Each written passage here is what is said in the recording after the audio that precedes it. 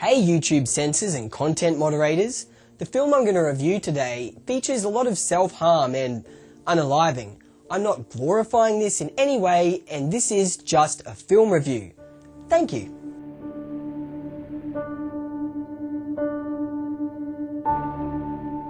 Hey, welcome back to another episode of How Disturbing. I'm your host, Billy Bogues, and I'm really sorry about that super weird intro. But it is true. Today we're looking at the 2011 film, I Melt With You. Obviously, on How Disturbing, we review disturbing films and content.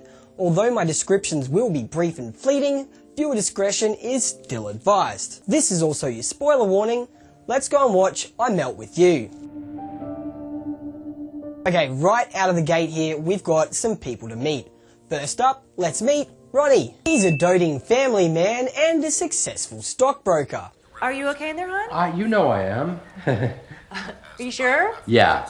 Okay, I don't want you to miss your flight. I'm coming out right now, baby. I would like that. Okay. This guy here, his name is Jonathan. Jonathan is a divorced doctor who has lost his passion and now mostly accommodates wealthy drug addicts. So you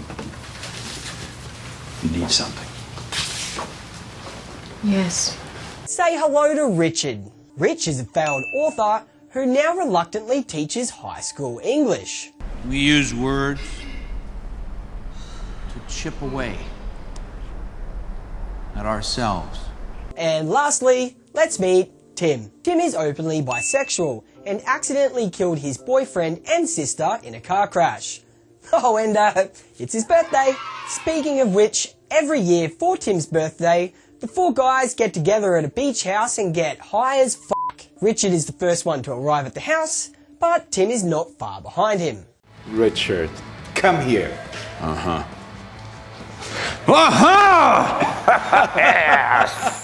Next to arrive, it's Ronnie. Ronaldo's here. Uh-oh, my liver just had a heart attack. Hey, if you need anything else, I'd be happy to pick it up for you in the morning. And finally, they're joined by Jonathan.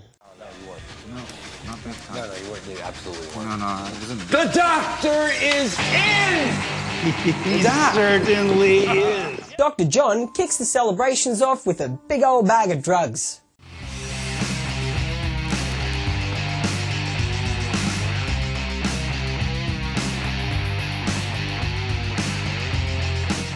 And over the next few days, the boys just continue to get smashed.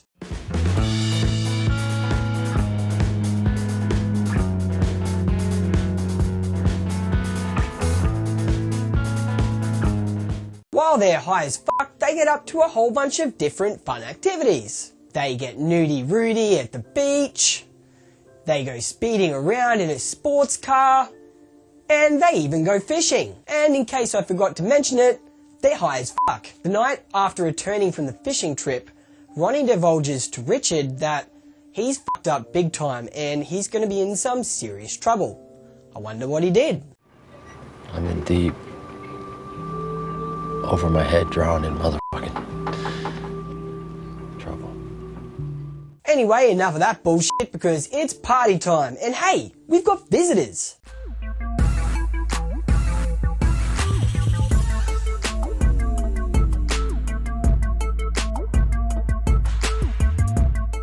And boy do these guys know how to party.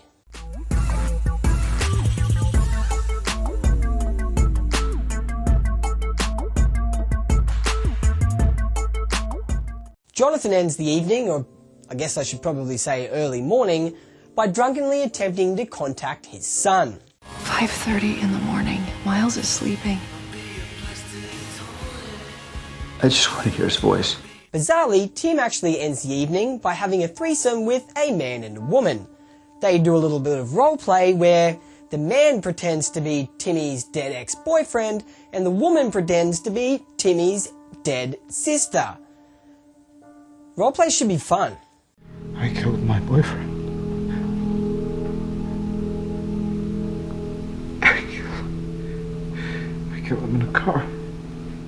And for all the guys watching out there, yes, the woman in that scene was indeed Sasha Grey. The next morning, John wakes up and goes for a shower, only someone's already in there That's right, it's the unalived body of Tim, who unalived himself last night.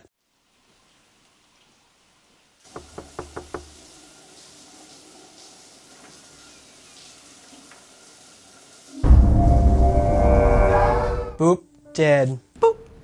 Dead. The three remaining friends then stumble across a note left by Tim. Well, a note left by all of them.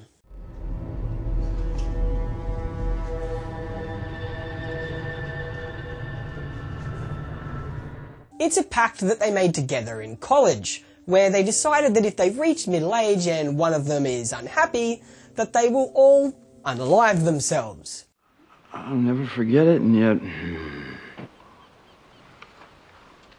I forgot it. We all did. We all forgot it. Tim didn't. Ronnie tries to convince John and Richard to call the cops. We're gonna call the police now, right? Say what? That we signed an oath, and now our friend is dead? Please come pick up the body? Who gives a fucking shit? But incredibly, John and Rich are actually contemplating going through with the unaliving pact. You write your name in blood, and it means what? Your blood means hooey to you. The boys bury Tim's body outside the house. And then they just all go out for breakfast. Where's your buddy Tim? He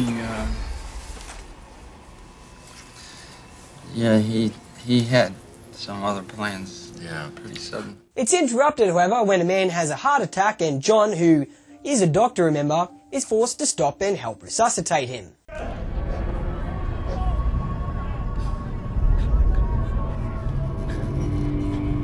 Let's go. Live. Let's go live. As the three are leaving, they're noticed by the local sheriff, Officer Boyd. You okay? One of those guys saved his life. Really? Yeah. I know them. They've been out on the boat with me. And they've been hitting her real hard. They are a motley crew. Not from around here. She drops by their house the next day, and Ronnie answers the door.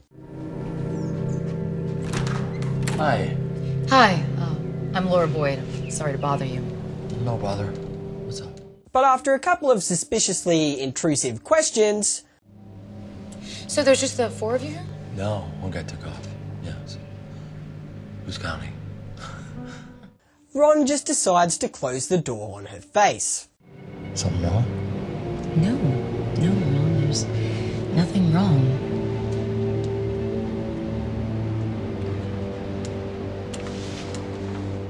Now Ronnie, remember, he's a stockbroker, and he's divulging to Richard that he's in some serious shit with the FBI due to embezzlement. The feds are at my home. I robbed clients, but I never cheated on Amanda. I never cheated on her ever. Richard asks Ronnie why he actually requires all that money, and Ronnie heartbreakingly responds with this. I love taking care of my family, man. I was the man. Ron hands Richard the unaliving pact, and then asks Richard to take his life. I can't face it. I can't face it. I can't. You have to do it. Richard suffocates Ron, even as he struggles, because Richard believes this is the right thing to do.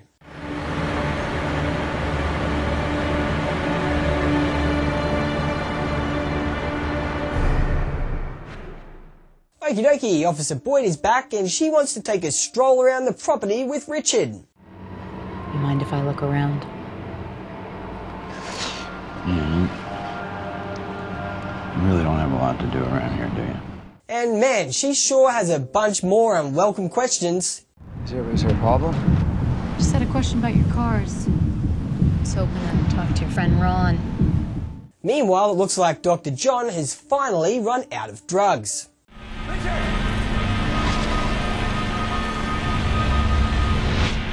out of drugs. No. Luckily though, John can just write Richard a dodgy script to go and get some more drugs. Go in there, you give them this. Don't say anything. If they ask, you had a knee operation, but they won't ask. Great job, Richard.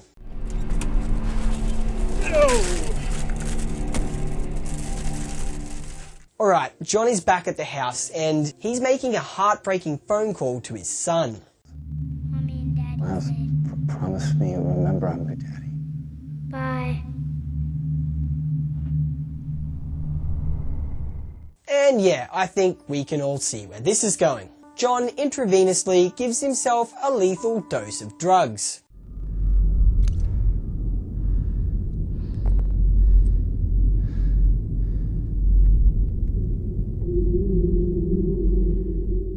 And as he fades away, he reimagines his family, unbroken, together, and full of love.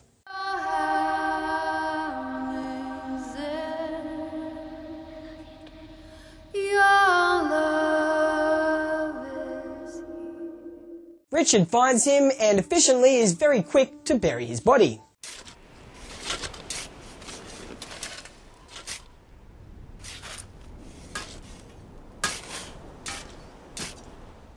Okay, Officer Boyd is back for the last time and man, what is happening?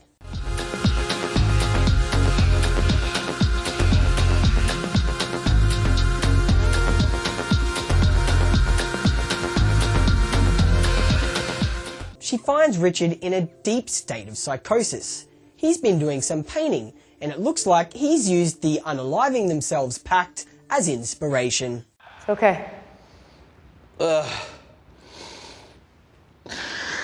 Are you here to save me?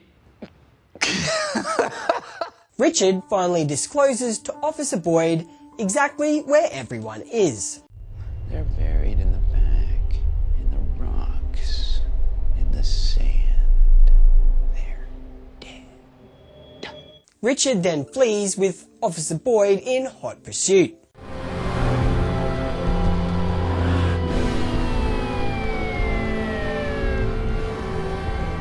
She finally catches up to him at the edge of a cliff, and, well, he's ready to jump.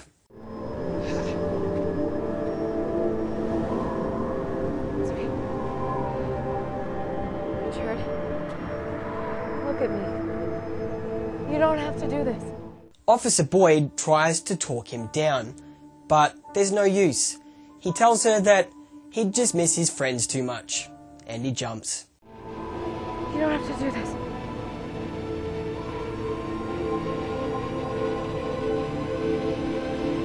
I miss my friends too much.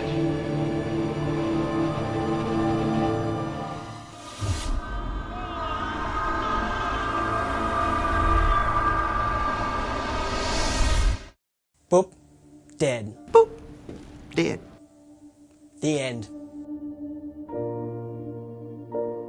Right, I Melt With You came out in 2011, and in Australia it received a very understandable R18+ rating. The very obvious standout feature for I Melt With You was definitely its absolutely incredibly banging soundtrack. Obviously music was a very heavy part of creating this film. I mean, even the name I Melt With You comes from a modern English track. If you've seen I Melt With You, you'll actually know exactly what I'm talking about. The acting is insanely good in this film and the casting is just impeccable. However, where I Melt With You kind of falls flat is it's meandering. It just really wanders. And I mean, wandering in a lot of films can be like a wonderful thing, but it just felt like an excuse for the creator of I Melt With You to squeeze in a couple more of his favourite songs. Like, I definitely felt like I was watching an extended music video as opposed to an actual film. When I Melt With You does get going, it's an absolutely gripping piece of cinema, but it just takes so long to get there. Okay, I Melt With You. It's time to find out the average between how good you were as a film and how disturbing you were as a film. There's a spreadsheet behind me, so let's get to ranking. The first thing we need to do is rate I Melt With You just on its merits as a film. And I'm going to give I Melt With You a 46.2 out of 100. So that's what I think, but it's only fair to see what everyone else thinks as well. And when I go to the most popular movie review sites, it looks like you guys think I Melt With You deserves a 42 out of 100. Yeah, so we were kind of on the same page there. The average between what you guys thought of I Melt With You and what I thought of I Melt With You is a 44.1. So that's how good we thought it was as a movie, but how disturbing did we think it was? Well, it was heavy but not graphic, if that makes sense. I'm actually just going to give I Melt With You a 24.3 on the disturbing scale. So now we need to get the ultimate rating for the film, and we do that by averaging together how good we thought it was with how disturbing we thought it was. And when we bang those numbers together, we get an ultimate disturbing rating of 34.2 for I Melt With You. And that rhymes, motherfucker. When we bring in our grand spreadsheet now, it looks like I Melt With You has a slightly better average than The Bay, but a slightly worse average than Arcadian. And that's the end, guys. Thanks for watching another episode of How Disturbing. My name's Billy Bogues. Please like and subscribe. I feel like an absolute douchebag asking, but it genuinely helps me out. Hey, and if you've got a product that you want to sell, get in touch with me because I want to promote it for free. Yeah, that's right. I want to promote products on my YouTube channel free of cost, no charge. So get in touch and I'll see you guys later.